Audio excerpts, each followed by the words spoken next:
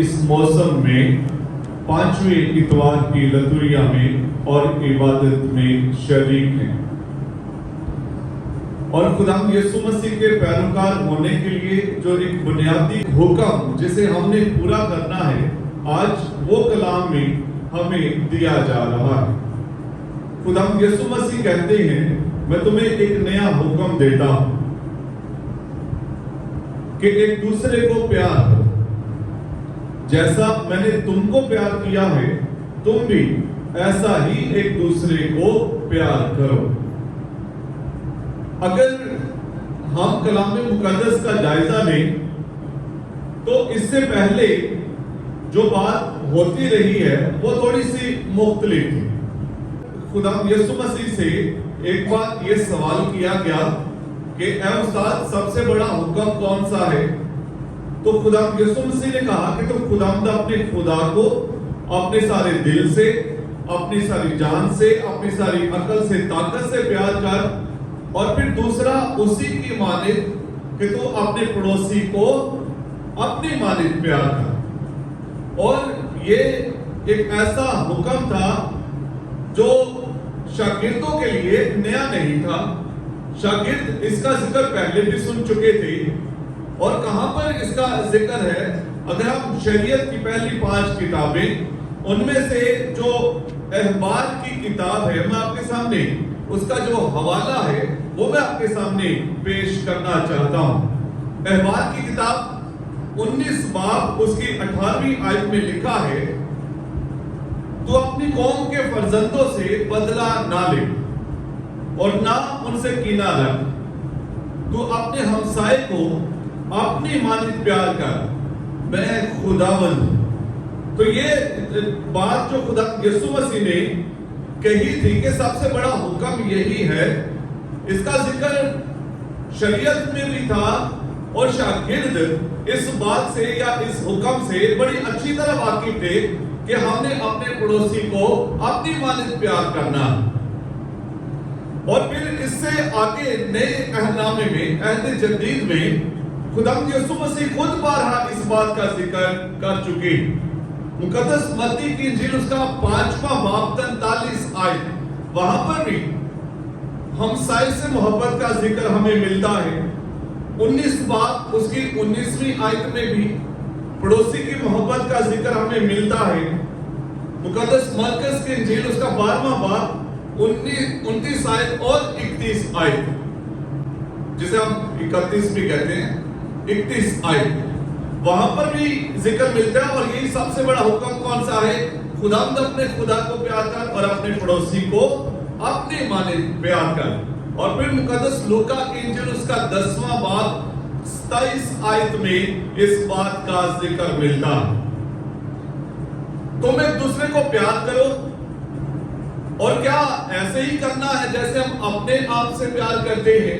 نہیں، خداوند یسوع مسیح یہاں پر آج کی انجیل مقدس میں ایک اور طریقہ ہمیں بتا رہے ہیں، ایک اور راستہ ہمیں سکھا رہے ہیں، اور وہ یہ ہے کہ میں تمہیں ایک نیا حکم دیتا ہوں کہ تم ایک دوسرے کو پیار کرو، اور ایسے پیار کرو جیسے میں نے تم سے پیار کیا۔ تو پہلی بات یہ سمجھ لیں، ایک دوسرے سے پیار کرنا، ایک دوسرے کا خیال رکھنا یہ آپشن نہیں ہے، یہ حکم ہے۔ It's a commandment. خداوند یسوع مسیح یہ نہیں کہہ رہے میں چاہتا ہوں اگر ہو سکے کہ تم یہ کرنا، نہیں، میں تمہیں ایک نیا حکم دیتا ہوں۔ اور پھر اس کا نتیجہ کیا نکلا؟ اگر ہم اس پر واپس آئیں گے، اگر ہم واقعی ہی یہ کرتے ہیں تو اس کا نتیجہ کیا نکلے گا؟ جو ہم نے آج کی دوسری تلاوت سنی ہے مکاشفہ کی کتاب میں سے، مقدس یوحنا رسول ہی ہے جس نے مکاشفہ کی کتاب لکھی۔ یہ رویا دیکھتا ہے، آسمانی یروشلم کو دیکھتا ہے، اور یہ دیکھتے ہوئے مقدس یوحنا کہتا ہے اس وقت میں یوحنا نے ایک نئے آسمان اور نئی زمین کو دیکھا، پہلا آسمان اور پہلی زمین جاتی رہی اور سمندر بھی نہ رہا، اور پھر میں نے مقدس شہر یعنی نئی یروشلم کو خدا کے پاس سے آسمان سے اترتے دیکھا، جو اس دلہن کی مانند آراستہ تھی جس نے اپنے خاوند کے لیے سنگار کیا۔ خدا ان کا خیمہ خدا کے لوگوں کے بیچ میں ہوگا، قدس یوحنا کہہ رہا ہے۔ پھر وہاں پر نہ موت ہوگی، نہ کوئی غم اور نہ نالا اور نہ پھر کوئی دکھ ہوگا۔ ایک ایسی حالت جس کو آپ کہہ سکتے ہیں کہ یہ واقعی خدا کی بادشاہی ہے، جہاں پر کوئی دکھ، کوئی پریشانی نہیں ہے۔ ہر انسان خوشی میں، برکت میں اور فضل میں اپنی زندگی گزار رہا ہے۔ ہم اس نئے یروشلم کی بات کرتے ہیں، لیکن میرا ماننا یہ بھی ہے کہ خدا ہرگز یہ نہیں چاہتا کہ جب تک ہم اس دنیا میں ہیں ہم دکھوں میں اپنا وقت گزاریں، اس دنیا میں ہیں تو ہم جھگڑوں میں اپنا وقت گزارے، تکلیفوں میں اپنا یا بیماریوں میں اپنا وقت گزارے۔ خدا چاہتا ہے کہ ہم اس دنیا یا اس زمین کو ہی جنت بنا کر اپنی زندگی گزاریں۔ اور اس دنیا کو جنت کیسے بنایا جا سکتا ہے، یہ آج کے اس حکم میں اس کا راز ہے جو خدا یسوع مسیح نے ہمیں دیا۔ میں تمہیں ایک نیا حکم دیتا ہوں، جیسے میں نے تم سے پیار کیا ہے تم بھی ایک دوسرے کو ویسے ہی پیار کیا کرو۔ اب بڑا بنیادی سا ایک سوال ہے، اگر یسوع کی طرح ہم نے پیار کرنا ہے تو یسوع کا پیار کس طرح کا تھا؟ جب ہم یہ جانیں گے کہ یسوع کا پیار کس طرح کا تھا، تبھی ہم اس کی طرح ایک دوسرے کو پیار کر سکتے ہیں۔ یسوع کی محبت کے بارے میں صرف آج دو جو نکات ہیں وہ میں آج آپ کے ساتھ شیئر کرنا چاہتا ہوں۔ اس کی محبت سیکریفیشل ہے، قربانی دینے والی ہے، اور اس نے اپنی محبت میں ہماری نجات کے لیے صلیب پر اپنی جان کا فدیہ دیا۔ ابھی ہم عید پاشکا کے دنوں میں سے گزرے، لیکن اس سے پہلے اگر آپ یاد کریں تو ہم نے اس کے دکھوں پر دھیان و گیان کیا ہے، ہم نے اس کی صلیبی موت پر دھیان و گیان کیا ہے، اور مقدس پالوس رسول بارہا اس بات کا ذکر بھی کرتا ہے۔ عبرانیوں کے نام خط میں ہم دیکھتے ہیں اس کا 9 باب 26ویں آیت میں لکھا ہے، بلکہ اب زمانوں کے اختتام پر ایک ہی بار ظاہر ہوا تاکہ اپنے آپ کو قربان کرنے سے گناہ کو نیست کر دے۔ وہ قربان ہوا، اس نے اپنے آپ کو فدیہ کے طور پر دے دیا تاکہ وہ گناہ کو نیست کرے، گناہ کو برباد کرے۔ پھر دوسرا حوالہ میں آپ کو دیتا ہوں، افسیوں کے نام خط میں اس کا 5واں باب دوسری آیت میں لکھا ہے، اور محبت سے چلو جیسے مسیح نے بھی ہم سے محبت کی ہے، اور ہمارے عوض اپنے آپ کو شیریں خوشبو کی مانند خدا کی نظر کر کے قربان کر دیا۔ اس کی محبت سیکریفیشل ہے، قربانی دیتی ہے، اور اسی کی قربانی سے ہم نجات یافتہ کہلانے کے قابل ہوئے۔ پھر دوسری بات یسوع کی محبت کے بارے میں، اس کی محبت معاف کرتی ہے، اور کلام ہی سے میں آپ کو اس کا بھی حوالہ دینا چاہتا ہوں۔ افسیوں کے نام خط 4 باب اس کی 32 آیت میں لکھا ہوا ہے، اور تم ایک دوسرے پر مہربان اور نرم دل ہو اور ایک دوسرے کو بخش دیا کرو۔ ہمارے بارے میں تم ایک دوسرے کو معاف کیا کرو، تم ایک دوسرے کو بخش دیا کرو، چنانچہ خدا نے بھی مسیح میں تمہیں بخش دیا۔ خدا یسوع مسیح میں ہم بخشے گئے ہیں اور معاف کیے گئے۔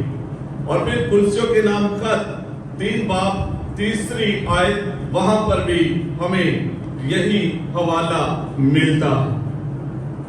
3 باب 13 آیت یہ میں آپ کے سامنے پڑھتا ہوں، اور اگر کوئی کسی پر دعویٰ رکھتا ہو تو ایک دوسرے کی برداشت کرے اور ایک دوسرے کو معاف کرے، جیسے خداوند نے تمہیں معاف کیا ویسے ہی تم بھی کرو.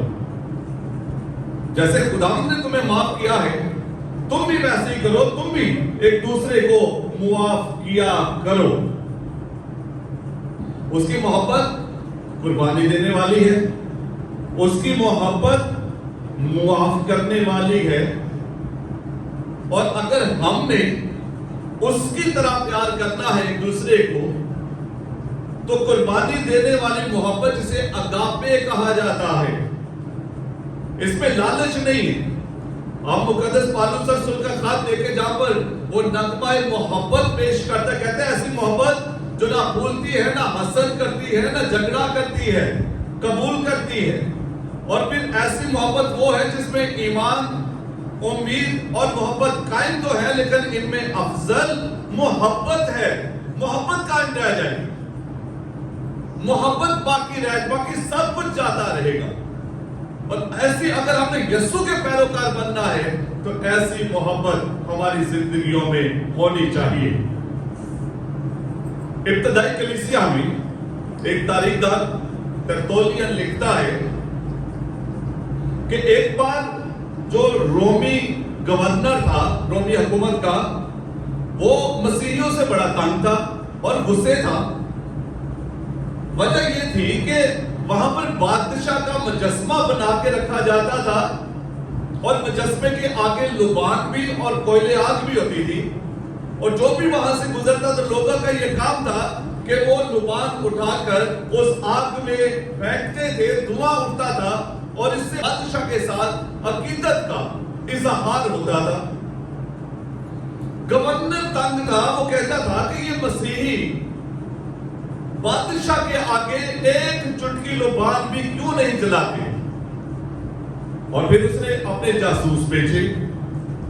اس نے کہا کہ جاؤ اور جا کر جہاں پر یہ عبادت کرتے ہیں اس جگہ کو دیکھو، یہ کس طرح عبادت کرتے ہیں، کس معبود کی عبادت کرتے ہیں، اور مجھے آ کر خبر دو. یہ جاسوس گئے. انہوں نے اس جگہ کو دیکھا جہاں پر ابتدائی مسیح عبادت کرتے تھے. وقت گزارا، واپس آئے اور آ کر گورنر سے کہا کہ جناب جہاں پر یہ عبادت کرتے ہیں وہ تو خالی کمرہ ہے، وہاں پر کوئی بت نہیں ہے، وہاں پر کوئی اسٹیچو نہیں ہے. ہم کہیں کہ یہ ان کا معبود ہے کہ اس کی بندگی یا عبادت کر رہے ہیں. لیکن یہ لوگ عبادت کرتے ہوئے یہ مانتے ہیں کہ ان کا خدا ان کے ساتھ ہے. یہ کسی قادر مطلق خدا کی عبادت کرتے اور پھر یہ بھی کہتے ہیں کہ ہمارا خداوند پھر سے آئے گا اور دنیا کی عدالت کرے گا. اور پھر یہ جاسوس گورنر سے کہتے ہیں اس سے اور بھی زیادہ حیران کن بات جو ہم نے دیکھی ہے کہ وہاں پر یہ جو مسیحی تھے ان کے بیچ میں ایسی محبت ہے، ایسی صلح ہے، ایسی سلامتی ہے کہ ہم نے کہیں اور دیکھی نہیں ہے.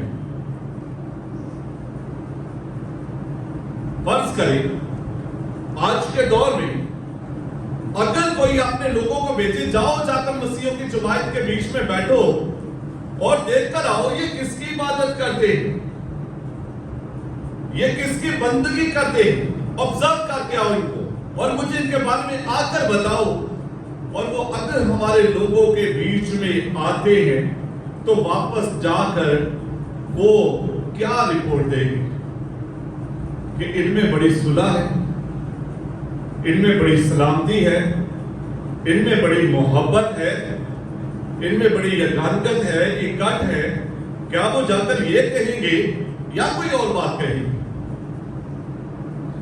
ایک چیز یاد رکھیں، میں نے کہا یہ آپشن نہیں ہے جو یسوع نے دیا. میں تمہیں ایک نیا حکم دیتا ہوں، وہ حکم دے رہا ہے. یہ تم نے کرنا ہی اگر تم میرے شاگرد ہونا چاہتے ہو، اگر تم میرے شاگرد بننا چاہتے ہو. یہ حکم ہے.